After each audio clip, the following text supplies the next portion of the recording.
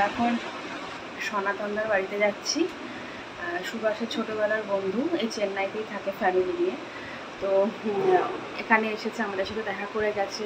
আর আমরা আসবার আগে অ্যাপার্টমেন্ট দেখা থেকে আরম্ভ করে অনেক কিছু হেল্প করেছে।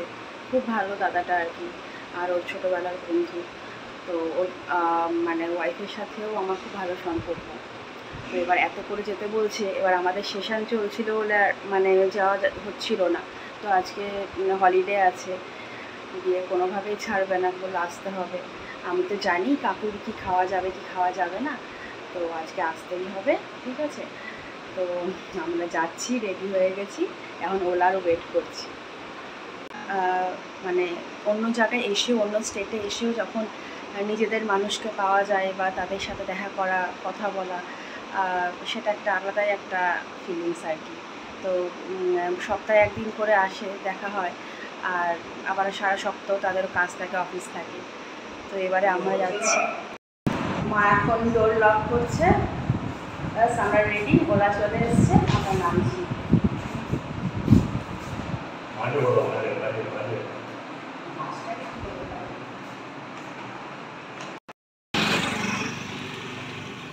ওলা দেখাই হচ্ছে 5 মিনিট, আর সেটা হচ্ছে আসে 25 মিনিট।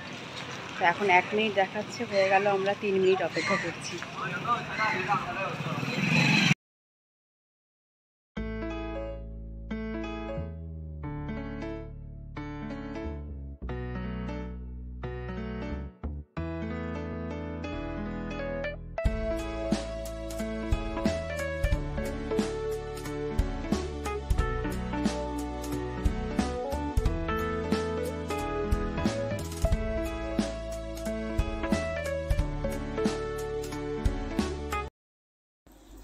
আমরা পৌঁছাতে না পৌঁছাতেই ঋষি হাত ধরে টানতে টানতে বলছে, আন্টি আগে চলো চলো, আগে সুইমিং পুল এরিয়ায় চলো, তারপরে ঘরে যাবে। হ্যাঁ, কী হলো ব্যাপারটা? দিয়ে ওর মা বাবা বলছে, আরে চলো, ও একটা জিনিস দেখে এসেছে, সেটা তোমাদের দেখাবে বলে ওর তাড়াহুড়ো, কখন তোমরা আসবে, কতক্ষণে পৌঁছাবে, আর তোমাদের নিয়ে দেখাবে। এই দেখো, দেখতে পেয়েছো? সুইমিং পুলে আমরা এতদিন জানতাম যে মানুষে আর কি সুইমিং করে, ঠিক আছে, এই দেখো কারা সুইমিং করছে।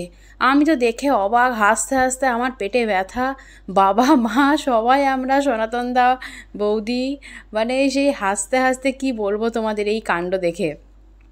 ওরা কতক্ষণ ধরে মানে এই সুইমিং পুলের চারিপাশে খেলছে, তারপরে সুইমিং করছে। ওদেরও তো ইচ্ছা করে এই গরমের মধ্যে একটু জলখেলি করতে, ওরাই বা কেন বাদ যাবে? কি আনন্দ ওরা করছে চিন্তা করো, সবাই মিলে খেলা করছে, ঝাপাঝাপি, দৌড়াদৌড়ি।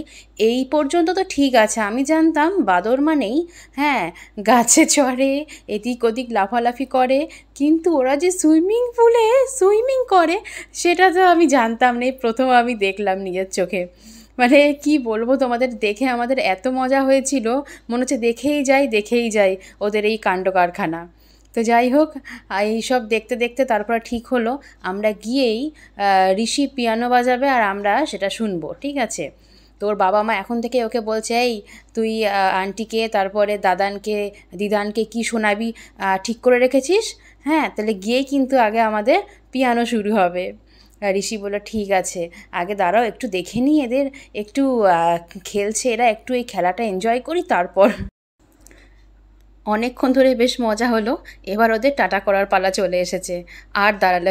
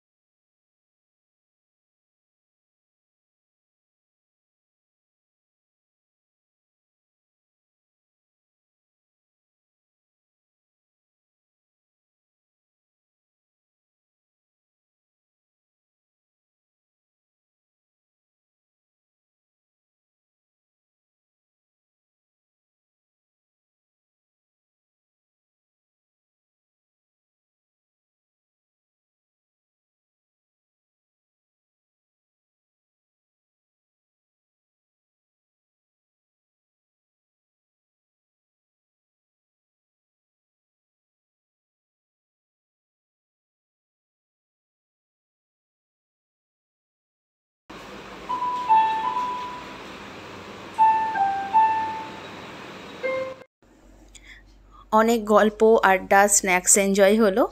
এবার ডিনারের টাইম চলে এসেছে, বুঝতেই পারছো, তার মানে যাওয়ার সময় চলে এসেছে। তো বাবার জন্য রুটি, আমাদের জন্য পরোটা, আর অনেক আইটেম ছিল, চিকেন, তারপরে ভেজ, কিন্তু বাবার জন্য তেল ছাড়া করেছিল জানো। আর আমাদেরটা নর্মাল যেমন হয়। সনাতনদার ভাইও ছিল, খুব ভালো, খুব মিশুকে। আমরা অনেক অনেক গল্প করলাম, অনেক দিন পর একটু ভালো লাগলো। তো এখন যাওয়ার সময় চলে এসেছে, মনটা খারাপ হয়ে গেছে। এবার খেয়ে ঋষির গান শুনে, মানে পিয়ানো শুনে, তারপরে ওলা বুক করব।